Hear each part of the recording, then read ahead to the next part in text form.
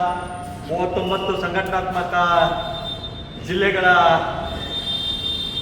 ಪೈಕಿ 23 ಜಿಲ್ಲಾಧ್ಯಕ್ಷರ ಆಯ್ಕೆಯಾಗಿದೆ.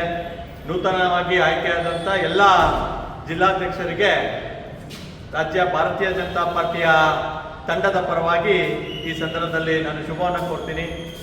ಮುಂದಿನ ದಿನಗಳಲ್ಲಿ ಸಂಘಟನಾತ್ಮಕವಾಗಿ ಎಲ್ಲ ಕಾರ್ಯಕರ್ತರನ್ನ ಜೊತೆಯಲ್ಲಿ ತೆಗೆದುಕೊಂಡು ಬಲಿಷ್ಠವಾಗಿ ಪಕ್ಷವನ್ನು ಕಟ್ಟುವ ನಿಟ್ಟಿನಲ್ಲಿ ಎಲ್ಲರೂ ಕೆಲಸ ಮಾಡೋಣ ಅಂತೇಳಿ ಹೇಳಿ ಈ ಸಂದರ್ಭದಲ್ಲಿ ಅವರಿಗೆ ಶುಭವನ್ನು ಕೊಡಲಿಕ್ಕೆ ಇಷ್ಟಪಡ್ತೀನಿ.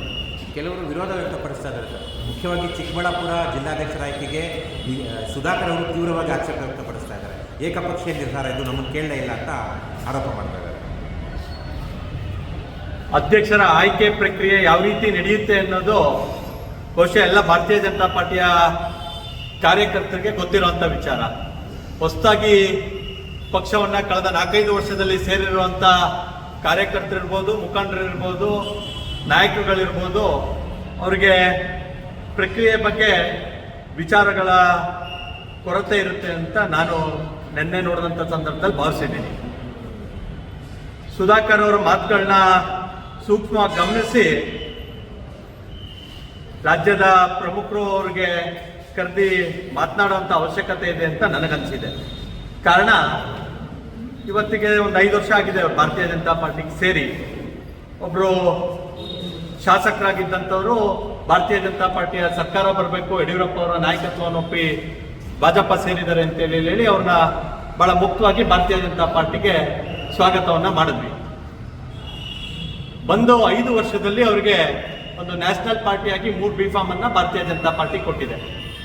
ಶಾಸಕರಾಗಿ ಪುನರಾಯ್ಕೆಯಾಗಿ 4 ವರ್ಷ ಮಂತ್ರಿಗಳು ಮಾಡಿದೆ. ಅದಾದ ನಂತರ ಮತ್ತೊಮ್ಮೆ B.Pharm ಕೊಟ್ಟು ಚುನಾವಣೆಯಲ್ಲಿ ಸೋಲನ್ನು ಕಂಡ್ರು. ನಂತರ ಅವ್ರಿಗೆ ಮತ್ತೆ ಪಕ್ಷ ಕೈ ಹಿಡಿದು MP ಸೀಟನ್ನು ಕೊಟ್ಟಿದೆ. ಅಂದ್ರೆ 5 ವರ್ಷದಲ್ಲಿ 3 B.Pharm 4 ವರ್ಷ ಮಂತ್ರಿಗಿರಿ ಕೊಟ್ಟಿದೆ. ಭಾರತೀಯ ಜನತಾ ಪಾರ್ಟಿಯಲ್ಲಿ ಯಾವುದು GPA ಸಿಸ್ಟಮ್ ಇಲ್ಲ. MP ಆದ ತಕ್ಷಣ ಇಡೀ ಜಿಲ್ಲೆ ಸುಧಾಕರ್ ಅವ್ರಿಗೆ ಬರ್ಕೊಡ್ಬೇಕು ಅನ್ನೋ ಸಿಸ್ಟಮ್ ಇಲ್ಲ. ಪ್ರೀತಮ್ ಗೌಡ ಹಾಸನ ಜಿಲ್ಲೆಯಲ್ಲಿ ಪ್ರಧಾನ ಕಾರ್ಯದರ್ಶಿ ಆಗಿದ್ದಾನೆ ಅಂತ ಹೇಳಿದ್ರೆ ಇಡೀ ಜಿಲ್ಲೆ ರಾಜಕಾರಣ ಪ್ರೀತಮ್ ಗೌಡ ಹಿಡಿತದಲ್ಲಿ ಇರಬೇಕು ಅಂತ ಸರ್ವಾಧಿಕಾರಿ ಧೋರಣೆ ನಮ್ಮ ಪಕ್ಷದಲ್ಲಿ ನಡೆಯೋದಿಲ್ಲ, ನನ್ನೂ ಒಳಗೊಂಡಂತೆ.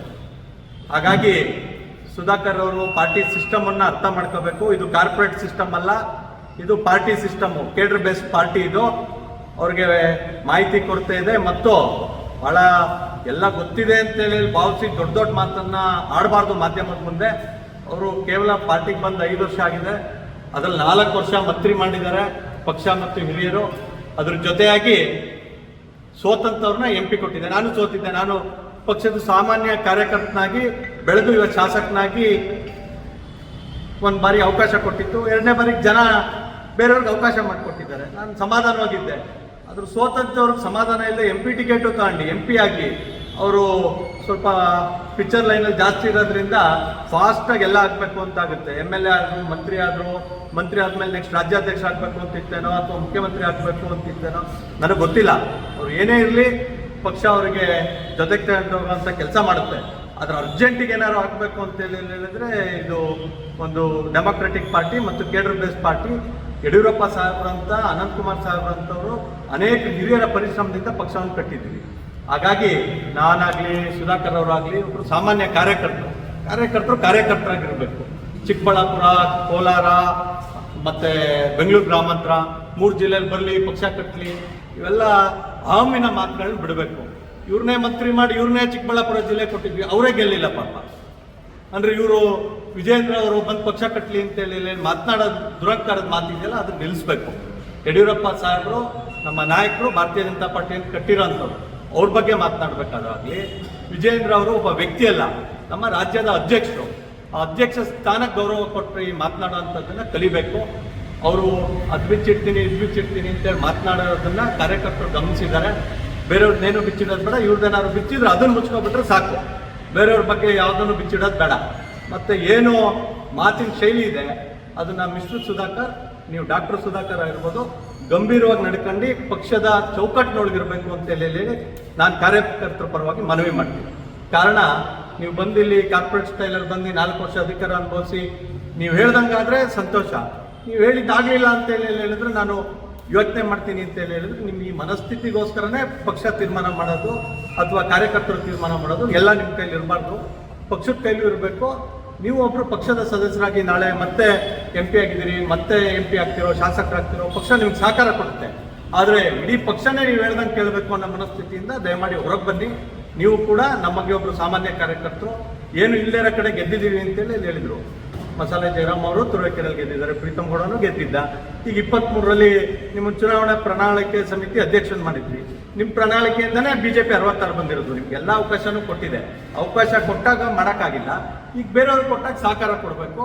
ದಯಮಾಡಿ ನಿಮ್ಮ ಸಹಕಾರದಿಂದ ಮತ್ತು ನಿಮ್ಮಂಥ 10 ಜನರ ನಾಯಕರ ಸಹಕಾರದಿಂದ ಚಿಕ್ಕಬಳ್ಳಾಪುರ, ಕೋಲಾರ ಮತ್ತು ಬೆಂಗಳೂರು ಗ್ರಾಮಾಂತರದಲ್ಲಿ ಪಕ್ಷವನ್ನು ಗಟ್ಟಿಯಾಗಿ ಬೆಳೆಸುವಂಥ ಕೆಲಸವನ್ನ ಸನ್ಮಾನ್ಯ ರಾಜ್ಯಾಧ್ಯಕ್ಷರಾದ ವಿಜೇಂದ್ರ ಅವರ ನೇತೃತ್ವದಲ್ಲಿ ಮಾಡ್ತೀವಿ. ನಿಮ್ಮ ಸಹಕಾರ ಕೂಡ ಬೇಕಾಗಿರುತ್ತೆ, ಆದರೂ ನಿಮ್ಮಿಂದನೇ ಬೆಳಕರಿಯುತ್ತೆ ಅನ್ನೋ ಭ್ರಮೆಯಿಂದ ಹೊರಗೆ ಬರಬೇಕು ಅಂತೇಳಿ ಹೇಳಿ ನಾನು ಅವರಲ್ಲಿ ಮನವಿಯನ್ನು ಮಾಡ್ತೀನಿ. ಸರ್, ಈಗ ಸುಧಾಕರ್ ಒಬ್ಬರದಲ್ಲ ಅಸಮಾಧಾನ, ಕುಮಾರ್ ಬಂಗಾರಪ್ಪ ಅವರು ಸಹ ವಿಜಯೇಂದ್ರ ಅವರು ತಮ್ಮ ಇಷ್ಟಕ್ಕೆ ಬಂದಂಗೆ ಇದು ಮಾಡ್ತಾರೆ, ನಡೆಸೋದಕ್ಕೆ ಇದು ಮಾಡ್ತಾರೆ ಅಂತ ಏನೆಲ್ಲ ಮಾತಾಡಿಲ್ಲ. ನೋಡಿ, ಒಬ್ರು ಸಮಾಧಿ ಕಟ್ತೀನಿ ಅಂತಿದ್ದಾರೆ, ಇನ್ನೊಬ್ರು ಮುಗಿಸ್ತೀನಿ ಅಂತಿದ್ದಾರೆ. ಸ್ವಂತ ಶಕ್ತಿ ಮೇಲೆ ನಂಬಿಕೆ ಇಲ್ದೋದ್ರೆ ಬೇರೆಯವ್ರು ಮುಗಿಸ್ತಾರೆ ಅಂತೇಳಿ ಅನ್ಕೊಳ್ತಾರೆ. ನನ್ನ ಶಕ್ತಿ ಮೇಲೆ ನನಗೆ ನಂಬಿಕೆ ಇದ್ರೆ ಬೇರೆಯವ್ರು ಮುಗಿಸೋಕೆ ಬಂದ್ರೆ ನಾನು ಉಳ್ಕೊಳ್ಳೋದೇ ರಾಜಕಾರಣ.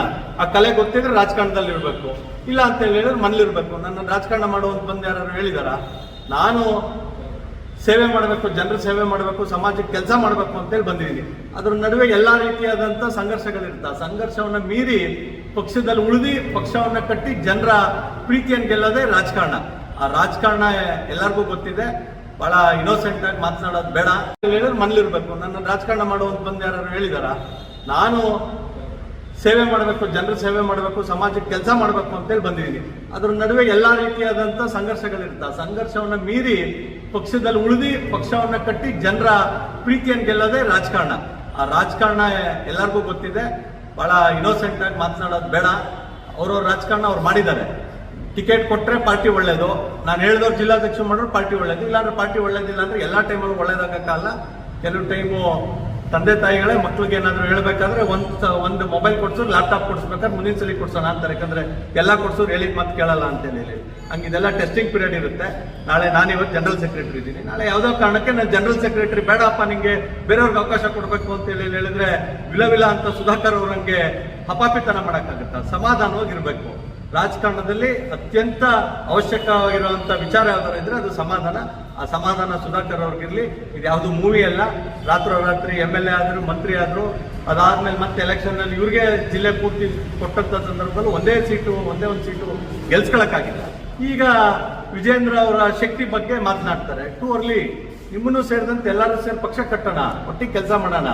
ನೀವು ಹೇಳಿದ್ದನ್ನು ಕೇಳಲಿಲ್ಲ ಅಂದ ತಕ್ಷಣ ಪಕ್ಷದವ್ರು ಸರಿ ಇಲ್ಲ ಅಂತ ಹೇಳೋ ಮನೋಧೋರಣೆ ದಯಮಾಡಿ ಬದಲಾವಣೆ ಮಾಡ್ಕೊಳ್ಳಿ ಅಂತ ಹೇಳಿ ಅವ್ರ ಕಿವಿ ಮಾತು ಹೇಳ್ತೀನಿ. ಅವ್ರ ಮಾತೆತ್ತಿದ್ರು ದೊಡ್ಡವ್ರ ಹೆಸರು ಹೇಳ್ತಾರೆ. ಸನ್ಮಾನ್ಯ ನಡ್ಡಾಜಿಯವರು, ಸನ್ಮಾನ್ಯ ಸಂತೋಷ್ಜಿಯವರು, ಗೃಹ ಸಚಿವರು ಮತ್ತು ಪ್ರಧಾನಮಂತ್ರಿಗಳು ಸಮ್ಮುಖದಲ್ಲಿ ಆಯ್ಕೆ ಮಾಡಿ ವಿಜೇಂದ್ರ ಅವ್ರನ್ನ ರಾಜ್ಯಾಧ್ಯಕ್ಷರು ಮಾಡಿದ್ರು. ಹಾಗಾಗಿ ಅವ್ರಿಗೆ ಗೌರವ ಕೊಡ್ತೀನಿ ಅಂತೇಳಿ ಹೇಳಿದ್ರೆ ವಿಜೇಂದ್ರ ಅವ್ರ ನಾಯಕತ್ವವನ್ನು ಒಪ್ಕೊಂಡು ಪಕ್ಷದಲ್ಲಿ ಕೆಲಸ ಮಾಡುವಂಥದ್ದಾಗಲಿ ಅಂತೇಳಿ ಹೇಳಿ ಅವರಲ್ಲಿ ವಿನಂತಿ ಮಾಡ್ತೀನಿ. ಅವರು ಕೂಡ ಶಾಸಕರಾಗಿ ಒಳ್ಳೆ ಕೆಲಸವನ್ನು ಮಾಡಿದ್ರು. ಅವರಿಗೆ ಪಕ್ಷದಲ್ಲೂ ಕೂಡ ಭವಿಷ್ಯ ಇದೆ ಅನ್ನೋ ಕಾರಣಕ್ಕೆ MP ಸೀಟ್ ಕೊಟ್ಟಿರೋದು. ಮತ್ತೊಮ್ಮೆ ಪುನರುಚ್ಚಾರ ಮಾಡ್ತೀನಿ. ಹಾಗಾಗಿ ಸಮಾಧಾನದಿಂದ ಇರಬೇಕು ಅಂತೇಳಿ ನಿಮ್ಮಗಳ ಮೂಲಕ ವಿನಂತಿಯನ್ನು ಮಾಡ್ತೀನಿ ಕಾರ್ಯಕರ್ತರ ಪರವಾಗಿ.